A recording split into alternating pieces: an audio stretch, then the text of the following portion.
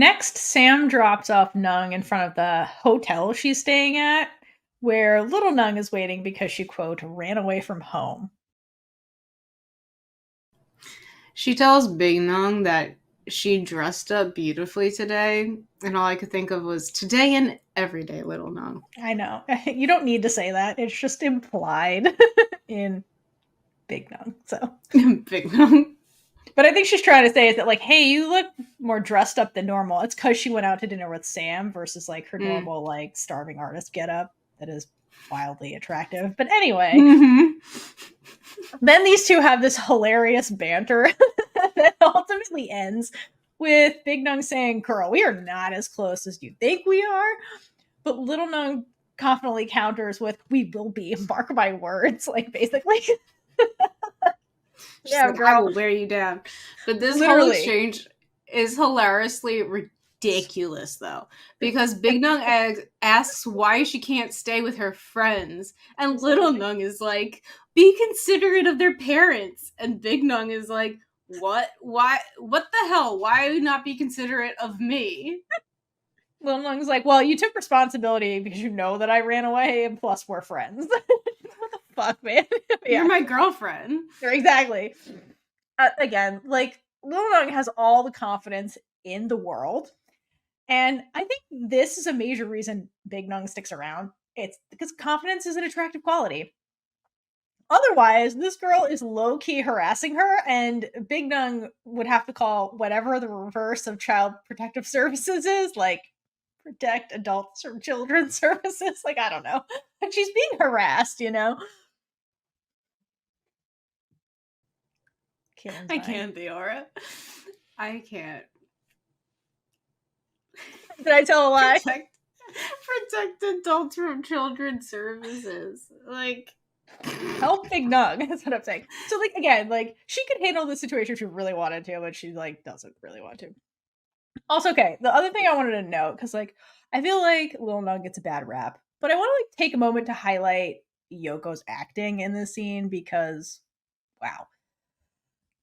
Go back and watch the scene in front of the hotel, beginning of part 3, because just damn. Okay, first of all, her body language choices when playing Little Nung are so spot on, okay? Because she's trying to portray that she's young, right? And so she's always like bouncing around or like making these pouting faces and does like whatever it takes to make Little Nung seem younger than she actually is, okay? Which we'll get into why she's doing that later, but like she's trying to make her look a lot younger than the character actually is. So like kudos to all the body language choices, like and the facial expressions, like spot on. But for me, the cherry on top with her acting really comes down to the voice, okay? So if you really, it became apparent to me in this scene. So what Yoko does is she throws Little Nung's voice up like an octave, and she adopts this like nasally tone that makes Little Nung sound like a whiny child. And she does it in a lot of the dialogue they have in the beginning of the show, particularly here. And just like seriously, like do yourself a favor, go listen to this scene, this argument that they're having in this scene, and then go listen to Yoko in season 2, and it's very different the way she like chooses to speak as Little Nung to like make her seem older, more mature, learn like good job. Like her voice acting was very spot on, and I just wanted to give her credit for that because just well done, ma'am. Okay. But back to this argument that they're having. So Little Nung basically, Big Nung is like, go away. And Little Nung is like, absolutely not. And she's not taking no for an answer because she doesn't know what that word means. Like father, like mother, like daughter, because neither do her parents, apparently. And like, it has to be hereditary because they sure as hell did not raise her. That's what I mean. This confident thing is genetic. And then like later she actually says, I haven't met my mom, but she calls every once in a while. And I'm like, that makes episode 4 even more confusing. But like, it sure does. Also, I don't understand it. These parents are, yeah, we'll get there later. We'll get there later. They're a hot mess. But for now, just like they gifted their daughter all the confidence in the world and the inability to understand what the word no means, for better or worse. Okay, so instead of leaving, like Big Nung wants her to, she then demands that Big Nung teaches her how to draw for school reasons. And Little Nung is like super whiny and just like an unbridled ball of energy. And at first I read this off as just like, again, a character choice by Yoko, rightfully so, to reinforce how young this girl is. But as Kaitlynn will point out in a minute, like this is all trauma behavior from her repressive home life. And once you pointed that out, that's when my whole perspective on Little Nung changed. And like, this is all trauma influenced. But before Kaitlynn goes on her amazing tangent about this, I have to note that like Big Nung just caves because she's in her 30s and she doesn't have the energy for this shit. Which is so relatable as somebody in their 30s. I'm like, I don't got the energy to fight you. Like, I'm just tired. I feel like a lot of their relationship is just like, quote, Big Nung spoiling Little Nung because she's tired. She's like, I don't have the energy to fight you, so you're just gonna get whatever you want. She's just like, fine, tag along. I guess. And because like Little Nung is pretty self-sufficient in the fact that she can have a conversation by herself, and like totally. Big Nung just has to be in the room. So Right. she's like, all right, I know you'll just talk. So no, literally. And it's why she gets away with like clinging physically to Big Nung, who hates that. It's because she gets tired swatting her off. And she's like, whatever. I'm just tired. And then Little Nung, yay! You're like in the beginning of episodes or scenes like start, and then it's just like, she gets tired, which is that's what happens when you're in your 30s. So if you're not there, just letting you know it's gonna happen. We're just like, I'm too tired for this shit. It's when your fucks run out. Like that's where Big Nung's at. She's like, I don't have any fucks for this anymore. They're exhausted. So, which is I think really funny in their dynamic. Though I think it's hilarious. Okay, so let's get into some mental health stuff now. Just a little overview, if you will, and we can point out specific things as we go throughout the show. But first, I want to make a disclaimer, because I am not a psychologist. I am a person who has been in therapy off and on in a variety of settings for half my life, including group therapy, where I also get to witness other people's trauma and recognize how different people respond to it, which I think helps me recognize what things are going on. I also think it's super important to talk about mental health and change the stigma around it. And I have seen a lot of talk around Little Nung and how childish she is, which makes the age gap worse to people. And so people are like really not happy with it. But I think there is more to it. So I just want to take a few moments to dive into some things. So let's talk about childhood trauma, because they both definitely have it. Absolutely. So if you have not heard of ACEs, this is something that's very relevant to both Big Nung and Little Nung. ACEs stands for Adverse Childhood Experiences, and it refers to traumatic events that occur in a child's life, such as abuse, neglect, household dysfunction, or parental mental illness. How many do they have? So many points are checked off on that list. And research shows that these experiences can have profound and lasting effects on a person's physical and mental health, impacting their development into adulthood. And there's actually a 10 questionnaire for you to determine how many ACEs you have. And if you have 4 or more, you're more likely to have adverse or like outcomes that are worse. You're worse off, basically. That's not the right way to say that, but this is why I need to have everything written down. Anyway, so the categories for ACEs is emotional abuse, which is verbal or emotional mistreatment. Okay, I'm going to give that to both of them. Physical abuse, physical harm or violence. Dang. Both of them. They both have the same mistreatment of physical abuse. Emotionally, they were just, we know what the emotional is. Ding, ding. Sexual abuse, I don't believe we have that. We don't know anything about that, so we... Okay. Now, neglect. Emotional neglect. Lack of emotional support or affection. I mean, yeah. I would say, though, Little Nung has that more so than Big Nung, because Big Nung had her sisters, and Little Nung is by herself with her grandmother. So she's more isolated and is not allowed to have That's friends. fair. But I feel like they both have degrees authority of it, figure. Absolutely, from the authority figure. Yeah. Definitely neglected. Physical neglect, failure to provide basic physical needs, food, shelter, medical care. They were both pretty well off because they come from well off families. However, the medical care strikes me, and I feel like it's kind of like the opposite of neglect with the medical care, because I personally feel like they overplayed some things when little Nung was younger to kind of stunt her growth in a way. Oh, yes. So I think they were just trying. Like, I don't think that it was actually all caused by her being born early. I'll rant about that later, but yes. Okay. All right. So now household dysfunction, substance abuse, living with someone who has a substance use disorder. I don't think that's relevant for the two of them. Mental illness, having a household member with untreated mental health issues. Now, I feel like there's something going on with these grandmothers. So I'm going to give this to both of them as well. Domestic violence, witnessing violence in the home.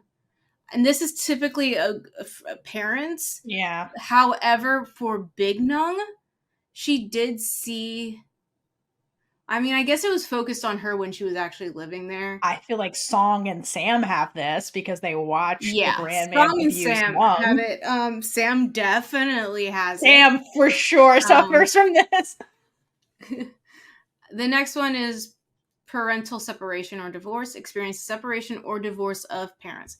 So I believe Nung did know her parents at one point. I forget when that all happened. Yes, Nung did know her parents, but they're orphaned now. Yeah. And she remembers. Little Nung got separated at birth, basically. Yeah. That still causes trauma. I did a deeper dive into that as well. Is there trauma for when they randomly come back? She also suffers from that. Okay, yes. No, I mean, one of my points later is that they both still have a lot of ongoing trauma. Oh my god, that is new. That could also be the title of the show, Trauma. Trauma bonded.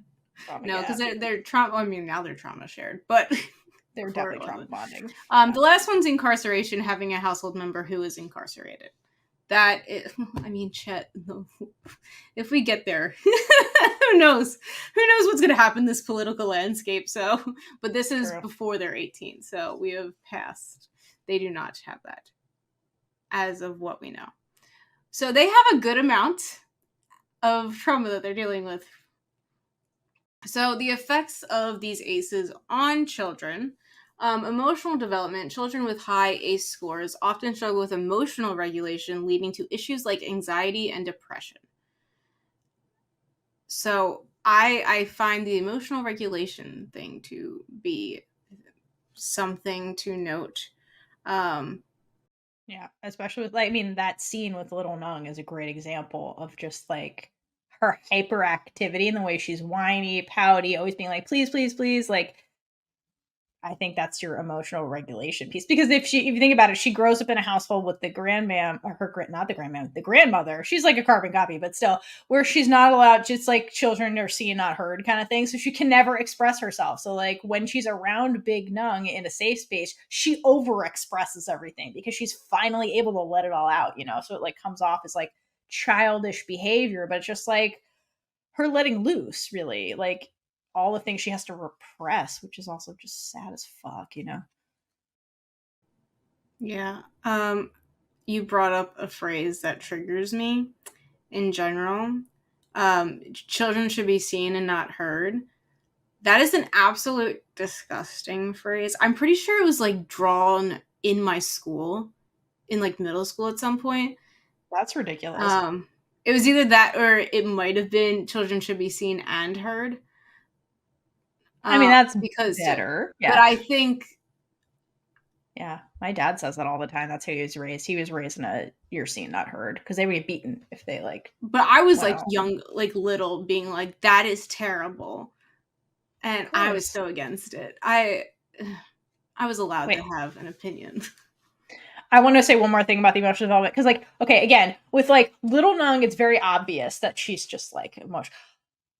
Big Nung does this too, okay? Because when we get the scenes where like she gets triggered, she immediately jumps into anger and will lash out at like little Nung a lot, which is why we get to these ridiculous arguments where she's like, "You're not worthy of me," and all this bullshit. And like, it's because she also cannot emotionally regulate herself. She's in her 30s and can't do it, and it all comes back to this fucking trauma that they have. Like, so like they both do this. It's just it manifests differently because of Big Nung clings to her mask of I'm a cool, collected person. So then it just comes out as anger. Whereas like little Nung, the minute she takes the mask off, she's like, fuck it. And she just like expresses every emotion she's having. So they both do this. It's just different.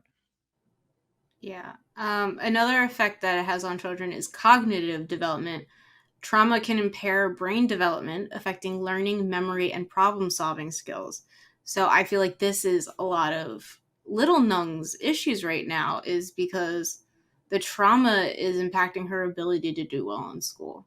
Yeah, and I think she's burnt out. She associates it with pain as well because if I keep going and I fail, then I get beaten. So like I want to just as she says a lot in the book, I just want to be free of school. And yeah, I think you're right. It's because she associates it negatively. That's a really good point. And also, that would make more sense why she does poorly in school versus them being like, she was born prematurely, which is why she's a 20-year-old in high school because she was held back. No, that made no sense. I was like, what? No. I'm like, there's a lot of premature kids. Right.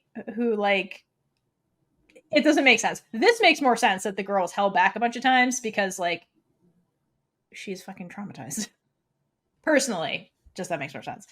I still think that they held her back on purpose. Yeah, probably.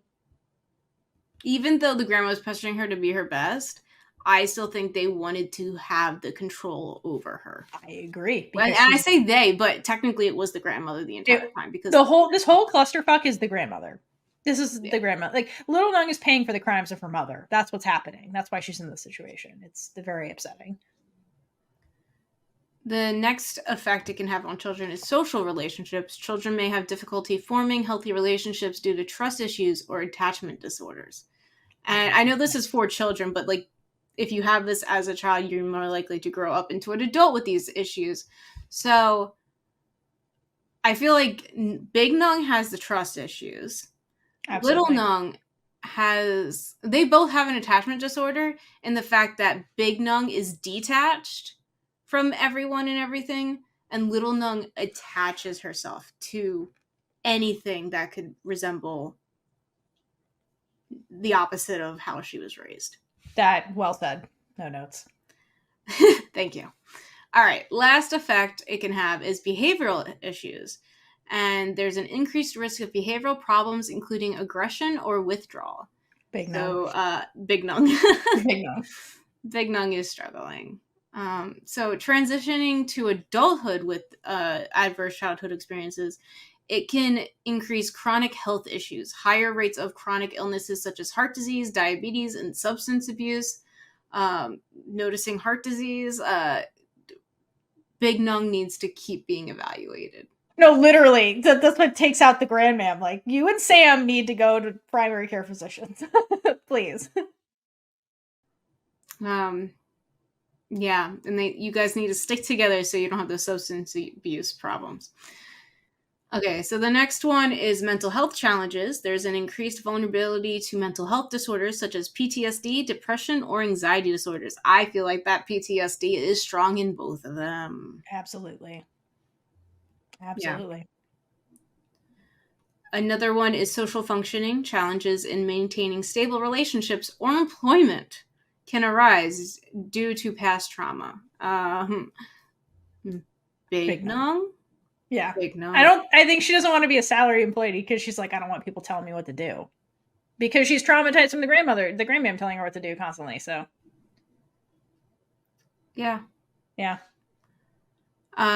Adults with a history of high ACEs may display behaviors that seem childish or immature for several reasons. And this is something we really needed to bring up because of the childish behavior of little Nung. So emotional regulation is difficult for people with a high ACE score. It can be, maybe. It's not saying that everybody who has a high ACE score has all these things. Everybody's different. It can take many forms. But emotional regulation, difficulty managing emotions can lead to outbursts or regression to childlike coping mechanisms. And there's a couple different things with the age regression. And I'll say it after we get through all these. So trauma responses, some may revert to behaviors from childhood as a way to cope with stress, seeking comfort in familiar patterns. And then the last one is interpersonal relationships. Inability to navigate adult relationships may result in dependency or avoidance, mirroring childlike behavior. I feel like avoidance is big nung. Yes. Dependency is little nung because she just wants somebody to care for her. Like, yeah, everyone else is babying her, but no one actually cares about her. They're not so much babying her, more so they're just like controlling her and putting what they want onto her and like taking away all of her autonomy. So I guess in a sense, like babying, because like babies have no rights. That's kind of what's happening, which is ridiculous because she's an adult at this stage. It's fucked up. Yeah, so like just in general, little Nung becomes more attached to people. She's more socially regressed and she copes with her trauma through this age regression. So because she was emotionally abused as a child through neglect, not even to mention the physical abuse that she faced, she struggles with age regression when she's put in stressful situations. And so you may be wondering, thinking like, oh, but she is acting like a child when she's around Big Nung. That's not stressful. She loves her. But it doesn't seem stressful. But if you notice, she is more like a child in the beginning when Big Nung is being standoffish. And as Big Nung comes to accept and even like Little Nung, she begins to become more mature, and because she has more assurance in herself and the relationship, so she doesn't feel like she needs to fight as much, I guess. And the comfortability creates a situation where she doesn't need to have this coping mechanism. I think part of it too, I agree with all that. Part of it too is like she's putting on a show. I think part of it too is she's trying to act childlike because it makes her quote cuter, and people will want to take care of her. And she's trying to get Big Nung to like engage with her, so she's trying to act cute. And like you said, eventually they become more on each other's level in terms of like communicating with each other. And if you notice, if you go back to Yoko's acting, her voice starts changing too to demonstrate that like the character is maturing and is not putting on this performance to be childlike and cute. And like she becomes more emotionally regulated as Big Nung starts treating her like a person, and like engaging with her in good faith. Yeah. But also another way to look at this is that at home she is forced into a box. She has to act a certain way and is at risk of abuse if she doesn't do something right. So when she goes out, she is more free to be a child, and she's also making up for being repressed at home, because now that she has like this little bit of freedom, she needs to take advantage of it, because I guarantee she was basically like locked in a room when she was growing up, being forced to study or something. I mean, you think her grandmother's gonna let her bounce around the house and whine and like be genuinely excited and like yippy about stuff? Absolutely not. She'd be like, "Shit, sit down, study, or I'm gonna like abuse you," basically. So yeah, exactly. She's got to get it all out, Yeah, because children are children, and they're gonna be children at some point, and everyone. Yeah, she's just a lot going on, and she's not allowed to feel at home. No. And then the other thing that compounds this and why is she acting like a child is because everybody treats her like one. They treat her like a child. So then she acts like a child. The only person who doesn't treat her really like a child is Big Nung. He just treats her like a person. Like And then so you watch her behavior start changing once Big Nung starts doing that more consistently. And then Little Nung starts acting like the adult she actually is when she's no longer being treated like a child, like somebody without any autonomy, basically. She doesn't try to put her in a box, things like that. Which is, I love that about them. She doesn't feel like that she needs to be a child around her either. She's like, I No. can be myself and be grown up. Right. I can just be me around you. This is so, yeah. And so eventually, like, so it's like she's wearing this mask of childishness also as like a defense mechanism too. Because if I'm cute, like people will like me and things like that. And then after a while, Big Nung's like, no, I kind of like you for who you are when you're not doing any of that. And that is a form of comfortability, like you're saying, Kaitlynn. And they show that through the glasses, apparently. Oh my God, I hate that. But yes, they do. I've said all of Big Nung's stuff already, basically, unless you have something else to add. No, but basically the bottom line is that these two are very traumatized people. They have very similar traumas, which is very evident in the show. But the bottom line is it explains their behavior, especially in this episode when you first meet them. And I'm with you. When I first watched this, I was like, Little Nung is acting very childish, just super makes me uncomfortable. How the hell do you want me to root for this romance that's about to start happening? Once you realize that the root of it is all this trauma that they both share and that they just express it differently, like it makes so much more sense. Like why Little Nung behaves this way. And then like it makes her character arc so much richer when you see her transformation through her relationship with Nung, like on Big Nung on many levels. And it's just kudos to Yoko and her acting and the way she transforms this character. It's really masterful. Like I really enjoy it. I think it's really interesting that they decided to give them like almost the same exact trauma to show the different paths that people who even gone through the same stuff can take. Yeah, exactly. Everybody processes trauma in a different way. And there's no one way to process and handle what is going on. Like somebody coping, like you can't judge somebody for how they're coping because you don't understand what's going on in their head. Everyone is different. Yeah, and I'm glad that's why like one approach to helping somebody go through something, like, there's no universal approach. Yeah, we just do the best we can. But I'm really glad you said that. Don't judge somebody because you don't know what's going on with them, because that really sets up the rest of this episode. And like Big Nung comes to that realization when she finds out what's actually going on with Little Nung. So let's get into that. Okay, so before our big mental health spiel, hope that was educational. Bottom line is that Little Nung coaxed Big Nung into teaching her to draw. So they head to the park to do just that. So Little Nung's on her own little towel blanket thingy looking out at the ocean or a lake or whatever. And she's like drawing a landscape. And then Big Nung is sitting on a park bench, keeping herself distanced. And she's drawing Little Nung though. And I was like, hold on. I can't believe that Little Nung actually let that happen. I know. Where she was not sitting next to her.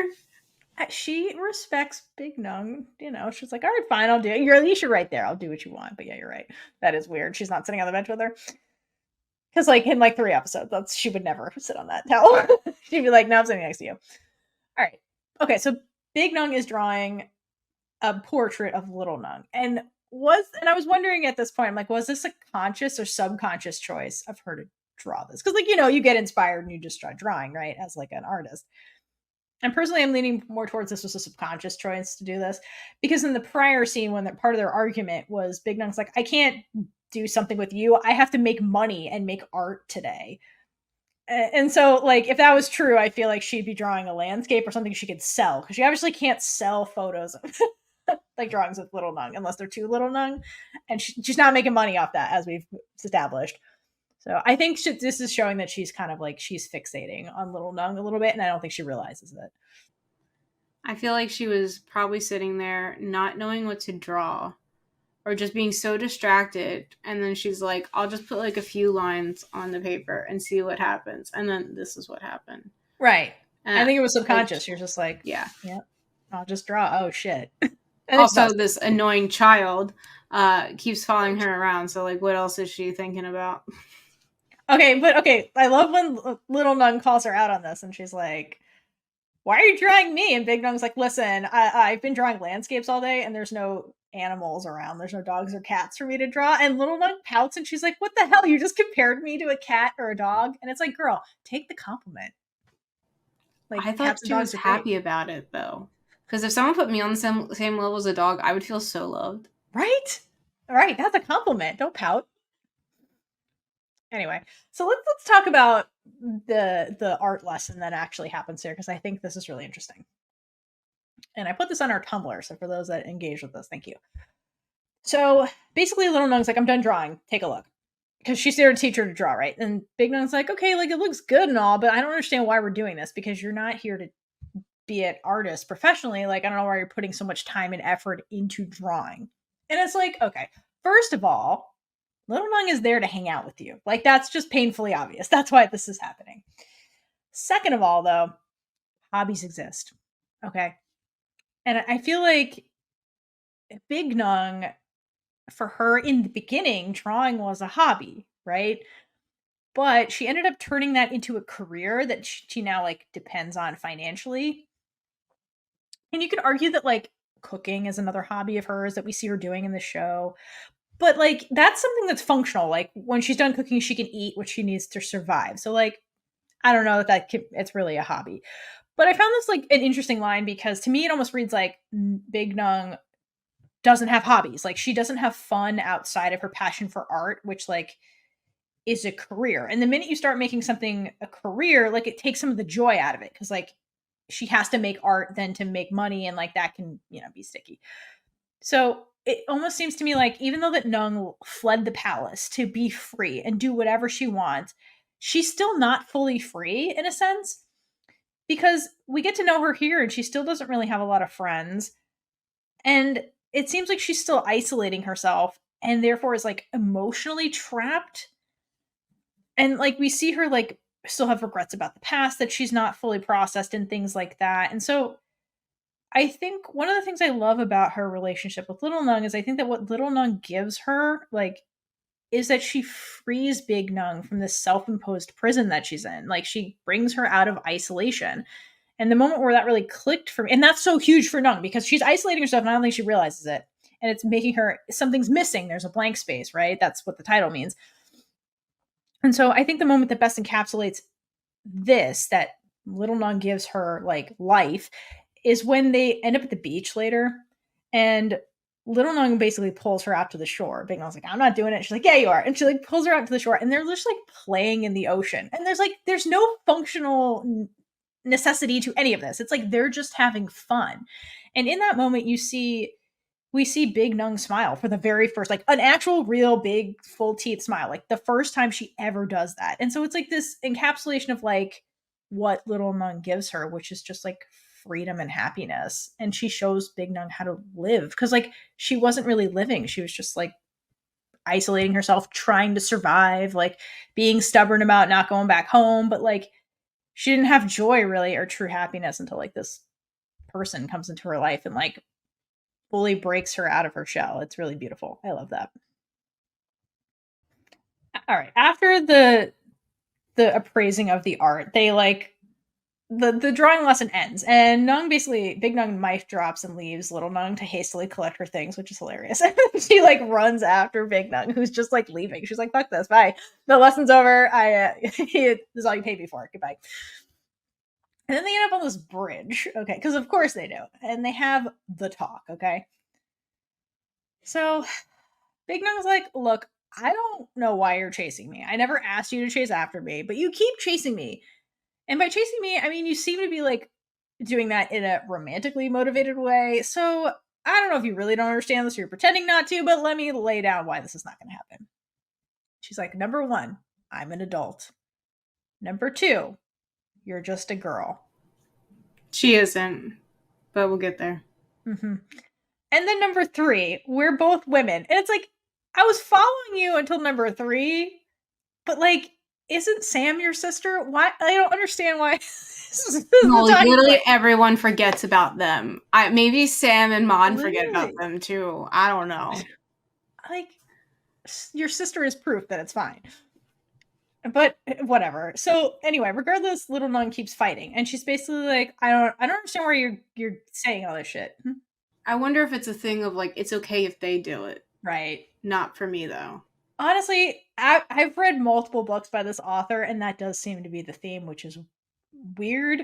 not weird, but it's like every main character is kind of like, well, I never thought about it. It's always the characters like, I don't like anybody, I just like you. That's usually the character. And they're always like, I never liked anybody, and then I met you. And I was like, ooh, feelings. So yeah, I don't know. And it seems to be a theme where they're like, women, I like a woman. What? The character's always going through this. So it's just like a theme in these novels, which sure. That's people's journeys, which is fine. But like Little Nung is like, it's 2024. What do you mean? Like, none of these things make any sense. She's like, love doesn't have rules. What the hell are you talking about? I like that question that she poses to Nung, where she's like, does love have rules? Because I feel like this statement, like rules, would be triggering to Big Nung given her upbringing, because after all, like, societal rules were what she was rebelling from in the first place. Like, she literally ran away from an arranged marriage to someone that fit the quote rules of marrying her. So I felt like that would have triggered her and made her defensive, right? It doesn't, but I feel like it would have.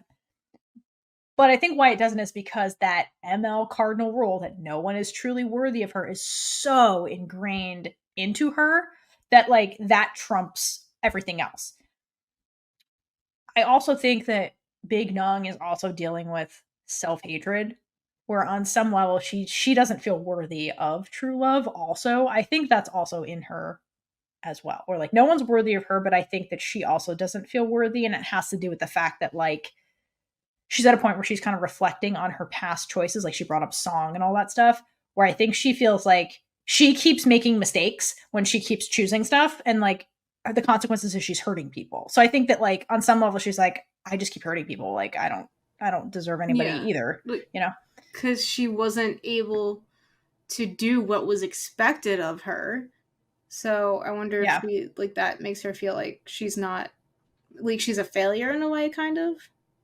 Yeah, I think she's afraid of her. She's afraid that her actions will hurt people, and I will bring that up multiple times when we get deeper into their relationship, when they start having arguments, and it's like that's what's motivating a lot of Nung's behavior, Big Nung's behavior. It's because she's afraid of hurting Little Nung if she gives into what she wants. Kind of that's the crux of a lot of their arguments later.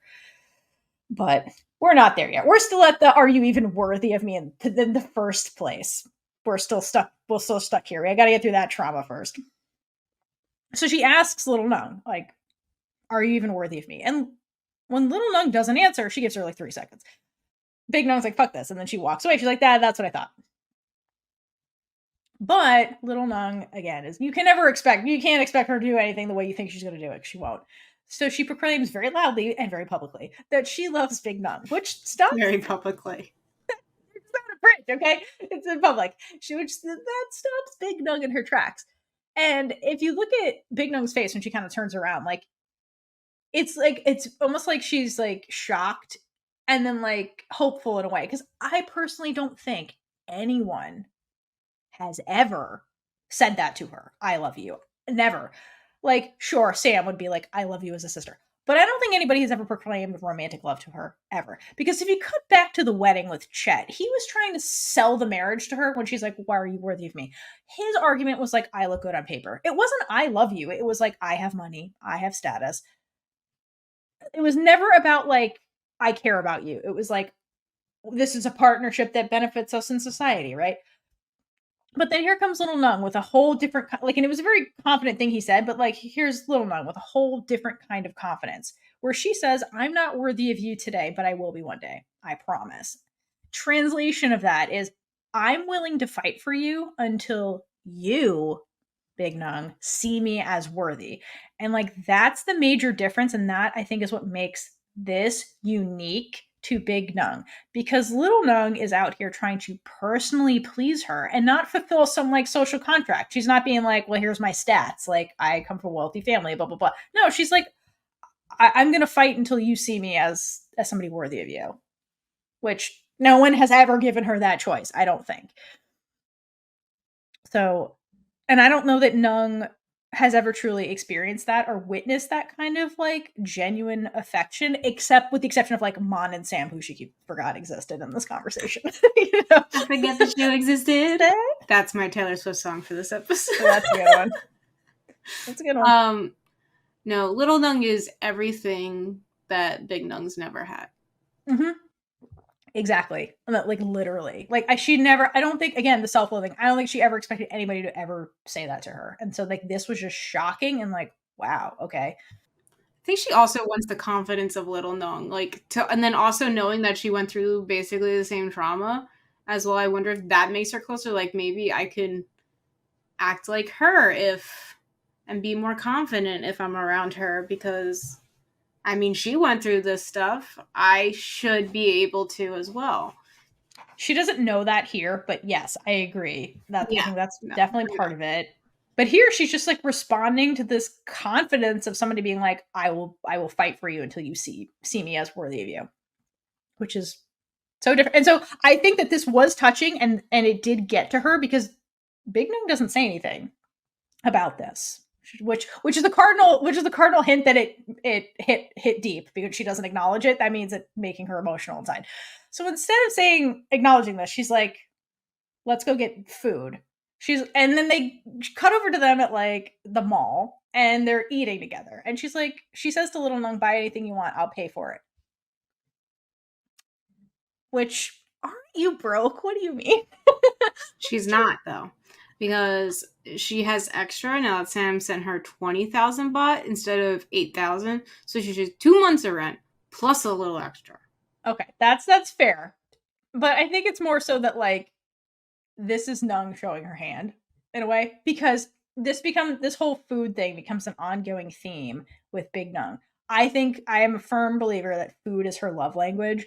And so by buying little Nung food, it's her way of Thailand's love language. I'm sorry. Yes. It's a love language, but it's very much hers in this show also. Because I think that by buying little Nung food, it's her way of saying, I care about you / I'm into this. That's the admittance here. Otherwise, she would have just walked her home. But she's like, let's go get food. Let's have a meal together. And that's kind of like her way of showing she cares without saying it. So she kind of shares Sam's trait a little bit. What Sam could not communicate to save her life. Nung can communicate a lot better, but like she does do things she very much shows her love through actions. And then food is a big one that will keep coming up with her over and over again. Now, while this is cute and sweet and beautiful, of course it's interrupted because we can't have nice things. And Chet shows up, who just happens to be at the mall, right? And he approaches. Big Nung tries to run away. She's like, oh, fuck. And she tries to run away, but she's not successful. So this interaction happens in front of Little Nung. And Little Nung's like, who's this? Why do you know him? And Big Nung's like, I don't know this man. I've never seen him before in my life. And Chet, for once and only once, takes the hint and plays along with what Big Nung is saying. But this seems so out of character for him. Like, I don't understand why this is basically an introduction to him now. I think part of what he's doing in the scene, and he's like, oh, she's still mad at me. Let me just play this cool. So instead of like engaging with her, he's like, listen, I'm here. I wasn't stalking you. I'm here because I'm campaigning to be in Parliament and I'm just meeting my constituents. And he gives her a business card.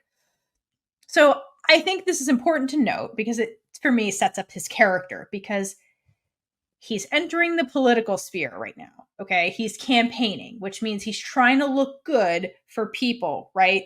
So I think this motivates his behavior going forward into why he tries to get back into Big Nung's orbit, because she is an influential person based on her title. And if he can get close to her, it will help him politically. So he's not trying to burn bridges here. He's like, okay, this is where you live. Great. Here's my card. Keep in touch, kind of thing, because you can help me politically. And I think that's kind of what they're setting up. He's never cared about her. No. He cares about himself. And with that, we've been Big Gay Energy. If you like this episode, check out all our other episodes right here on YouTube. Please like, leave a comment below, and subscribe for more amazing super gay content.